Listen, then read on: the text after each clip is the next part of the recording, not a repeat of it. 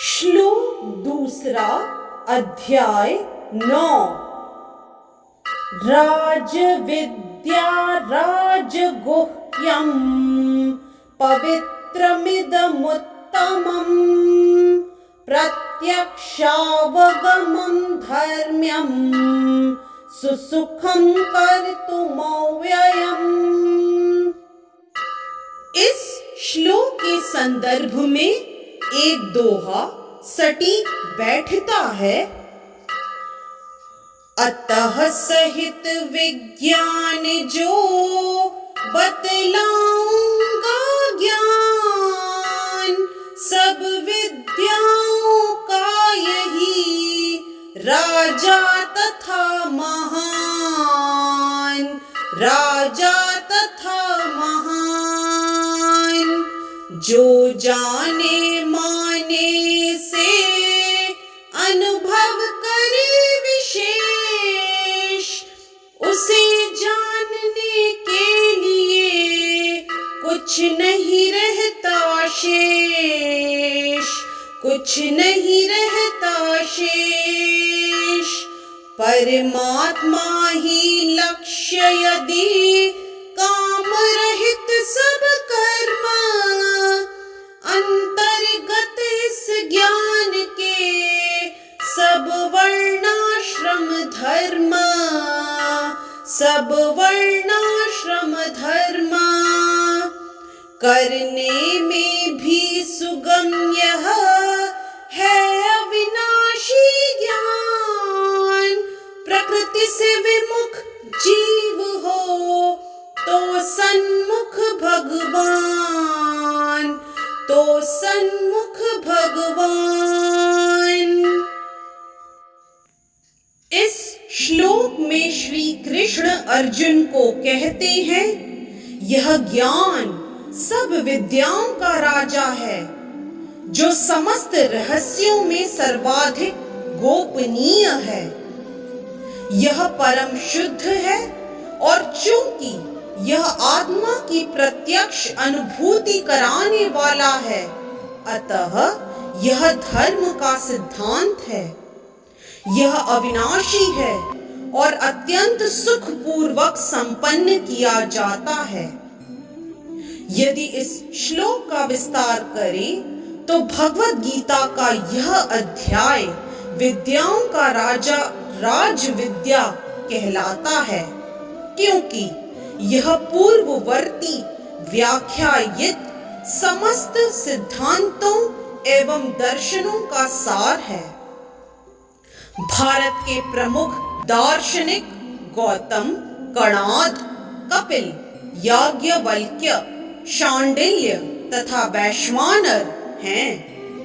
सबसे अंत में व्यासदेव आते हैं, जो वेदांत सूत्र के लेखक हैं। अतः दर्शन या दिव्य ज्ञान के क्षेत्र में किसी प्रकार का अभाव नहीं है। अब भगवान कहते हैं कि यह 9वां अध्याय ऐसे समस्त ज्ञान का राजा है। यह वेदाध्ययन से प्राप्त ज्ञान एवं विभिन्न दर्शनों का सार है। यह गुह्यतम है, क्योंकि गुह्य या दिव्य ज्ञान में आत्मा तथा शरीर के अंतर को जाना जाता है। समस्त गुह्य ज्ञान के इस राजा राज विद्या की पराकाष्ठा है भक्ति योग। सामान्यतया लोगों के इस ज्ञान की शिक्षा नहीं मिलती है, उन्हें बाह्य शिक्षा दी जाती है।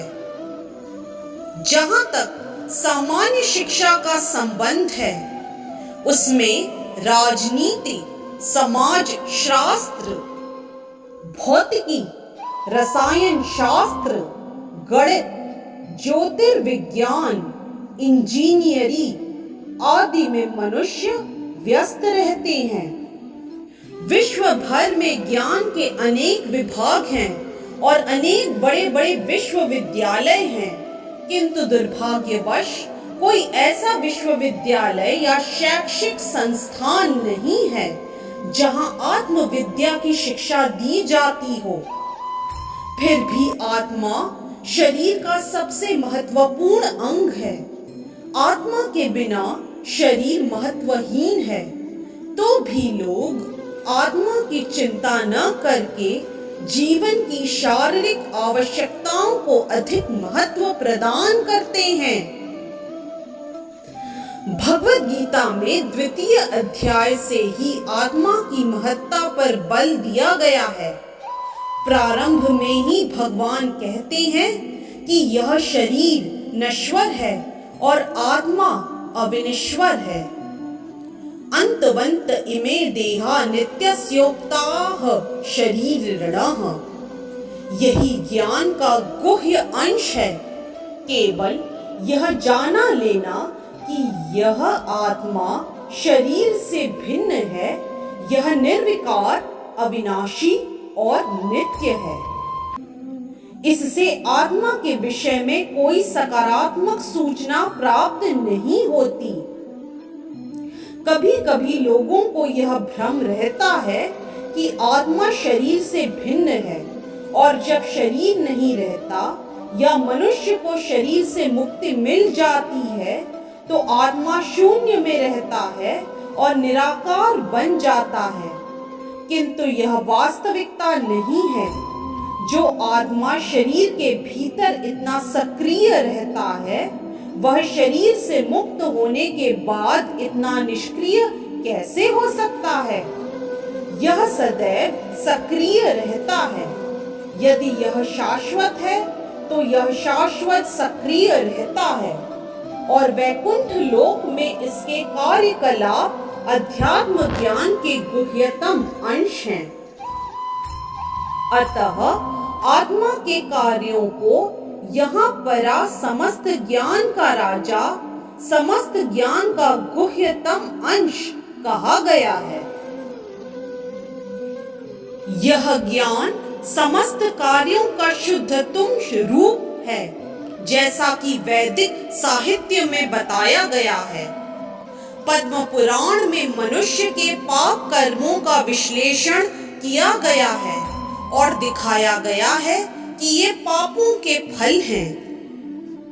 जो लोग सकाम कर्मों में लगे हुए हैं, वे पाप पूर्ण कर्मों के विभिन्न रूपों एवं अवस्थाओं में फंसे रहते हैं। उदाहरणार्थ, जब बीज बोया जाता है तो तुरंत वृक्ष नहीं तैयार हो जाता। इसमें कुछ समय लगता है। पहले एक छोटा सा अंकुर रहता है, फिर यह वृक्ष का रूप धारण करता है। तब इसमें फूल आते हैं, फल लगते हैं, और तब बीज बोने वाले व्यक्ति फूल तथा फल का उपभोग कर सकते हैं। इसी प्रकार जब कोई मनुष्य पाप कर्म करता है तो बीज की ही भांति इसके भी फल मिलने में समय लगता है। इसमें भी कई अवस्थाएं होती हैं। भले ही व्यक्ति में पाप कर्मों का उदय होना बंद हो चुका हो, किंतु किए गए पाप कर्म का फल तब भी मिलता रहता है। कुछ पाप तब भी बीज रूप में बचे रहते हैं, कुछ फलीभूत हो चुके होते हैं, जिन्हें हम दुख तथा वेदना के रूप में अनुभव करते हैं। जैसा कि 7वें अध्याय के 28वें श्लोक में बताया गया है, जो व्यक्ति समस्त पाप कर्मों के फलों, बंधनों का अंत करके भौतिक जगत के द्वंद्वों से मुक्त हो जाता है, वह भगवान कृष्ण की भक्ति में लग जाता है। दूसरे शब्दों में, जो लोग भगवत भक्ति में लगे हुए हैं, वे समस्त कर्म फलों, बंधनों से पहले से ही मुक्त रहते हैं। इस कथन की पुष्टि पद्म पुराण में हुई है। अप्रारब्ध फलम पापम कूटम बीजम फलोन्मुखम क्रमेणैव प्रलीयेत विष्णु भक्ति रतात्मनाम। जो लोग भगवत भक्ति में रत हैं और उनके सारे पाप कर्म चाहे फलीभूत हो चुके हो, सामान्य हो या बीज रूप में हो, क्रमशः नष्ट हो जाते हैं। अतः भक्ति की शुद्ध कारिणी शक्ति अत्यंत प्रबल है और पवित्रम उत्तमम अर्थात विशुद्धतम कहलाती है। उत्तम का तात्पर्य दिव्य है। तमस का अर्थ है यह भौतिक जगत या अंधकार, और उत्तम का अर्थ भौतिक कार्यों से परे हुआ। भक्तिमय कार्यों को कभी भी भौतिक नहीं मानना चाहिए। यद्यपि कभी कभी ऐसा प्रतीत होता है कि भक्त भी सामान्य जनों की भांति रत रहते हैं। जो व्यक्ति भक्ति से अवगत होता है वही जान सकता है कि भक्तिमय कार्य भौतिक नहीं होते, वे आध्यात्मिक होते हैं और प्रकृति के गुणों से सर्वथा अदूषित रहते हैं। कहा जाता है कि भक्ति की संपन्नता इतनी पूर्ण होती है कि उसके फलों का प्रत्यक्ष अनुभव किया जा सकता है। हमने अनुभव किया है कि जो व्यक्ति कृष्ण के पवित्र नाम हरे कृष्णा कृष्ण कृष्ण हरे हरे हरे राम राम राम हरे हरे का कीर्तन करता है, उसे जप करते समय कुछ दिव्य आनंद का अनुभव होता है और वह तुरंत ही समस्त भौतिक कल्मश से शुद्ध हो जाता है। ऐसा सचमुच दिखाई पड़ता है। यही नहीं, यदि कोई श्रवण करने में ही नहीं अपितु भक्ति कार्यों के संदेश को प्रचारित करने में भी लगा रहता है या कृष्ण भावनामृत के प्रचार कार्यों में सहायता करता है, तो उसे क्रमशः आध्यात्मिक उन्नति का अनुभव होता रहता है। आध्यात्मिक जीवन की यह प्रगति किसी पूर्व शिक्षा या योग्यता पर निर्भर नहीं करती। यह विधि स्वयं इतनी शुद्ध है कि इसमें लगे रहने से मनुष्य शुद्ध बन जाता है। वेदांत सूत्र में भी इसका वर्णन प्रकाशश्च कर्मण्यभ्यासात् के रूप में हुआ है, जिसका अर्थ है कि भक्ति इतनी समर्थ है कि भक्ति कार्यों में रत होने मात्र से बिना किसी संदेह के प्रकाश प्राप्त हो जाता है। इसका उदाहरण नारद जी के पूर्व जन्म में देखा जा सकता है, जो पहले दासी के पुत्र थे। वे न तो शिक्षित थे, न ही राजकुल में उत्पन्न हुए थे, किंतु जब उनकी माता भक्तों की सेवा करती रहती थी, नारद भी सेवा करते थे और कभी-कभी माता की अनुपस्थिति में भक्तों की सेवा करते रहते थे। नारद स्वयं कहते हैं, उच्छिष्ट लेपाननुमोदितो द्विजैः सकृत स्म भुञ्जे तदपास्त किल्बिषः एवं प्रवत्तस्य विशुद्धचेतस्तदधर्म एवात्मरुचिः प्रजायते। श्रीमद् भागवत के इस श्लोक में नारद जी अपने शिष्य व्यास देव से अपने पूर्व जन्म का वर्णन करते हैं।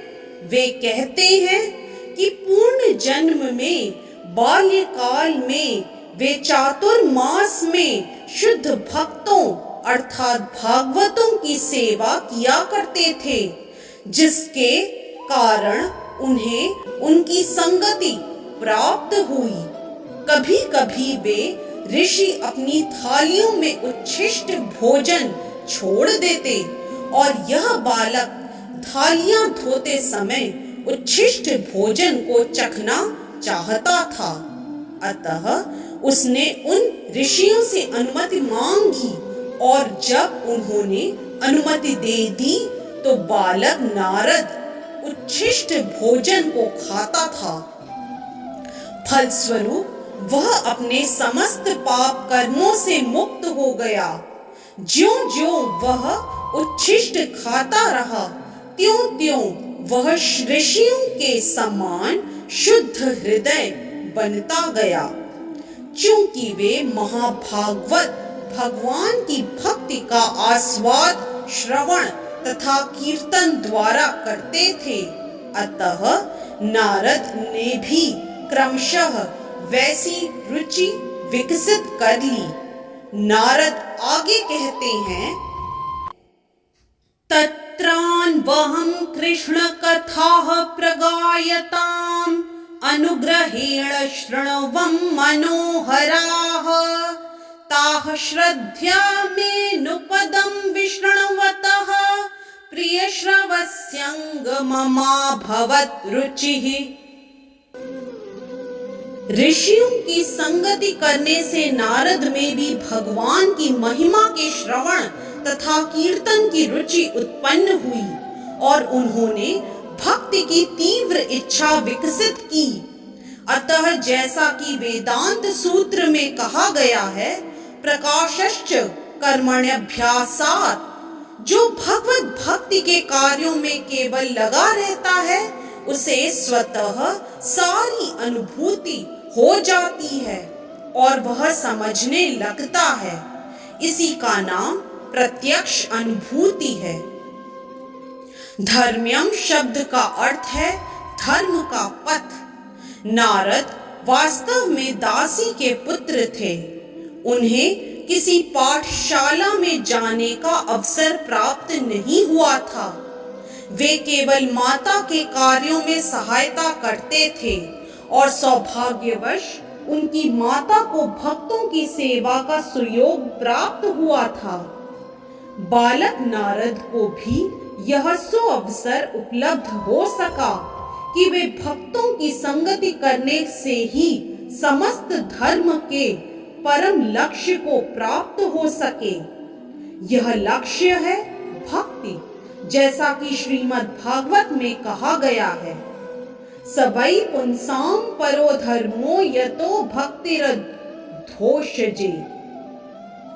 सामान्यतः धार्मिक व्यक्ति यह नहीं जानते कि धर्म का परम लक्ष्य भक्ति की प्राप्ति है, जैसा कि हम पहले ही 8वें अध्याय के अंतिम श्लोक की व्याख्या करते हुए कह चुके हैं। वेदेषु यज्ञेषु तपः सुचैव। सामान्यतया आत्म साक्षात्कार के लिए वैदिक ज्ञान आवश्यक है, किंतु यहाँ पर नारद ने न तो किसी गुरु के पास पाठशाला में जाने की चेष्टा की, न ही उन्हें वैदिक नियमों की शिक्षा मिली थी, तो भी उन्हें वैदिक अध्ययन के सर्वोच्च फल प्राप्त हो सके। यह विधि इतनी सशक्त है कि धार्मिक कृत्य किए बिना भी मनुष्य सिद्धि पद को प्राप्त होता है। यह कैसे संभव होता है, इसकी भी पुष्टि वैदिक साहित्य में मिलती है। आचार्यवान पुरुषो वेद। महान आचार्यों के संसर्ग में रहकर मनुष्य आत्म साक्षात्कार के लिए आवश्यक समस्त ज्ञान से अवगत हो जाता है, भले ही वह अशिक्षित हो या उसने वेदों का अध्ययन न किया हो। भक्ति योग अत्यंत सुखकर सुसुखम होता है। ऐसा क्यों? क्योंकि भक्ति में श्रवणम कीर्तम विष्णोः रहता है, जिससे मनुष्य भगवान की महिमा के कीर्तन को सुन सकता है। या प्रामाणिक आचार्यों द्वारा दिए गए दिव्य ज्ञान के दार्शनिक भाषण सुन सकता है। मनुष्य केवल बैठ के रहकर सीख सकता है। ईश्वर को अर्पित अच्छे स्वादिष्ट भोजन का उच्छिष्ट खा सकता है। प्रत्येक दशा में भक्ति सुखमय है। मनुष्य गरीबी की हालत में भी भक्ति कर सकता है। भगवान कहते हैं, पत्रम पुष्पम फलम तोयम। वे भक्त से हर प्रकार की भेंट लेने को तैयार रहते हैं, चाहे पात्र हो, पुष्प हो, फल हो या थोड़ा सा जल। जो कुछ भी संसार के किसी भी कोने में उपलब्ध हो या किसी व्यक्ति द्वारा उसकी सामाजिक स्थिति पर विचार किए बिना अर्पित किए जाने पर भगवान को वह स्वीकार है, यदि उसे प्रेम पूर्वक चढ़ाया जाए। इतिहास में ऐसे अनेक उदाहरण प्राप्त हैं। भगवान के चरण कमलों पर चढ़े तुलसी दल का आस्वादन करके सनत कुमार जैसे मुनि महान भक्त बन गए। अतः भक्ति योग अति उत्तम है और इसे प्रसन्न मुद्रा में संपन्न किया जा सकता है। भगवान का तो वह प्रेम प्रिय है जिसने उन्हें वस्तुएं अर्पित की जाती हैं। यहाँ कहा गया है कि भक्ति शाश्वत है। यह वैसा नहीं है जैसा कि मायावादी चिंतक साधिकार कहते हैं। यद्यपि वे कभी कभी भक्ति करते हैं, किंतु उनकी यह भावना रहती है कि जब तक मुक्ति न मिल जाए तब तक उन्हें भक्ति करते रहना चाहिए। किंतु अंत में जब वे मुक्त हो जाएंगे तो ईश्वर से उनका तादात्म्य हो जाएगा। इस प्रकार की अस्थायी सीमित स्वार्थमय भक्ति शुद्ध भक्ति नहीं मानी जा सकती। वास्तविक भक्ति तो मुक्ति के बाद भी बनी रहती है।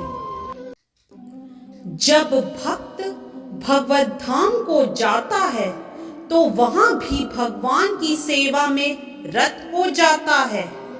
वह भगवान से तदाकार नहीं होना चाहता। जैसा कि भगवत गीता में देखा जाएगा, वास्तविक भक्ति मुक्ति के बाद प्रारंभ होती है। मुक्त होने पर जब मनुष्य ब्रह्म पद पर स्थिर होता है, अर्थात ब्रह्मभूत, तो उसकी भक्ति प्रारंभ होती है। समः सर्वेषु भूतेषु मद्भक्तिं लभते पराम। कोई भी मनुष्य कर्म योग, ज्ञान योग, अष्टांग योग या अन्य योग करके भगवान को नहीं समझ सकता। इन योग विधियों से भक्ति योग की दिशा किंचित प्रगति हो सकती है, किंतु भक्ति अवस्था को प्राप्त हुए बिना कोई भगवान को समझ नहीं पाता। श्रीमद् भागवत में इसकी भी पुष्टि हुई है कि जब मनुष्य भक्ति योग संपन्न करके विशेष रूप से किसी महात्मा से श्रीमद् भागवत या भगवत गीता सुनकर शुद्ध हो जाता है, तो वह समझ सकता है कि ईश्वर क्या है। इस प्रकार भक्ति योग या कृष्ण भावनामृत समस्त विद्याओं का राजा और समस्त गुह्य ज्ञान का राजा है। यह धर्म का शुद्धतम रूप है और इसे बिना कठिनाई के सुख पूर्वक संपन्न किया जा सकता है। अतः मनुष्य को चाहिए कि इसे ग्रहण करे। इस तरह से श्लोक 2 अध्याय 9 की व्याख्या यही संपन्न होती है। जय श्री कृष्णा। यदि आज का वीडियो आपको पसंद आया तो कृपया लाइक, सब्सक्राइब, कमेंट और शेयर करना न भूलें। चैनल का नाम है मिस्टिक फेथ।